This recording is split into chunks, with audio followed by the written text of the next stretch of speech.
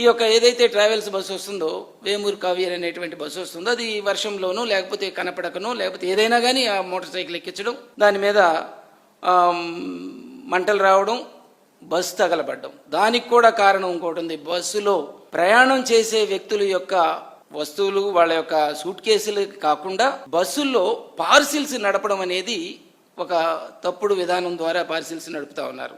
ఆ పార్సిల్స్లో cell phones 400 పైన cell phones ఉన్నాయి. ఆ సెల్ ఫోన్స్ కూడా కింద మంటలు రావడంతో, బైక్లో కింద మంటలు రావడంతో ఆ సెల్ ఫోన్స్ కూడా కాలి పేలి బ్యాటరీ నిప్పంటుకొని ఒక్కసారిగా బస్సులోకి వచ్చి ఆ బస్సులో ఉండే వాళ్ళందరూ కూడా కాలి చనిపోతారు. మనం చిన్న మంట చెయ్యి కాలితేనే దానికి పూసుకుంటాం. అటువంటిది డైరెక్ట్గా 19 మంది కాలి చనిపోవడం, 21 మంది కాలి క్షతగాత్రులు అవ్వడం.